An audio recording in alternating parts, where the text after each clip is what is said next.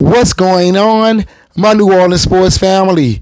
As always, I'm your boy O, and today it is time to talk about those New Orleans Pelicans once again. Should we extend that of Brandon Ingram, or should we be looking for a new home for Zion Williamson and that of CJ McCollum? I'm going to give you guys my 2 cents on this matter, but first, do your boy O one major favor. If you believe in getting loud and also you got to fight, that means we have something in common. You love talking about the Saints. You love talking about the Pelicans. So why don't you hit that subscribe button? And if y'all going to hit that subscribe button, make sure you hit that notification bell, because YouTube absolutely sucks at notifying subscribers that content creators has uploaded videos to their platform. And don't forget to hit that like button to help me out with that algorithm, baby. Now let's get into today's topic. Now, as you all know, it is being reported that the Pelicans is not looking to extend that of Brandon Ingram. And I'm going to let you know right off back, that is a mistake. Here's why. I understand that Brandon Ingram did not perform on a level that we expected him to in the playoffs. I understand that Brandon Ingram was the person who I would say is supposed to be our leader, at least in the playoffs. But what I don't understand is, how is it that the man that led you to the playoffs, you're so eager to get rid of him? Think about it like this. You did not make the playoffs because of that of Zion Williamson. As I recall, Zion did not even play in a play-in tournament. It was that of Brandon Ingram who took us to the promised land. Yeah, we got swept, but at least Brandon Ingram got us there. Now look at Zion Williamson. How long is this guy is going to be on the bench when you need him the most? We drafted Zion Williamson to be the new face of the NBA, and he have yet to even pass that of Luka Doncic. Think about that for a second. And if you ask me, when you compare the skills of the two players, Brandon Ingram is miles ahead of that of Zion Williamson. Yeah, I know many people look at Zion's paint play and they believe that's the end-all be-all, right?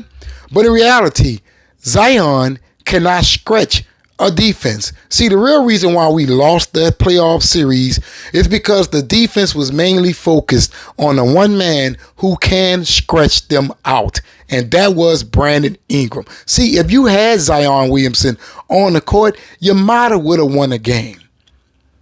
Think about that for a second. How long are we going to wait for Zion Williamson to complete a season? How long are we going to wait for Zion Williamson to play in a playoff tournament? See, at this point, Zion is holding this franchise back, ladies and gentlemen. He's not available as you would hope that he would be. He doesn't really have the all-around skill set, shooting threes, shooting mid-ranges. For the most part, he's only paint play. That's how I feel about him. Brandon Ingram, on the other hand, that guy is the total package. People need to understand, what we have around Brandon Ingram right now isn't what we should be having around Brandon Ingram right now. Brandon Ingram needs a player along the lines of a Chris Paul. Someone who's going to handle the ball, bring it up the court, and make sure they issue it out to him so he can do something with it, right? Collapse the defense a little bit. Zion, on the other hand, he's going to continue to hold us back. He's not the player who's going to take us to the promised land. At this very moment, Zion is reminding me of that of Anthony Davis and Chris Paul, right? Yeah, it was fun while it lasted, but eventually it's going to end. Eventually, Zion Williamson is going to look at this franchise and say, it's your fault that I haven't accomplished anything. In reality, he's never going to blame his availability, right? The best ability that you could have is being available for your team. And that is something that Zion hasn't really done since he got here. How long are you going to allow this player to hold this franchise back? How long are you going to ignore what Brandon Ingram brings to the table for this team? If you ask me, we should keep that of Brandon Ingram. and trade that of Zion Williamson. And also, CJ Ash can go as well.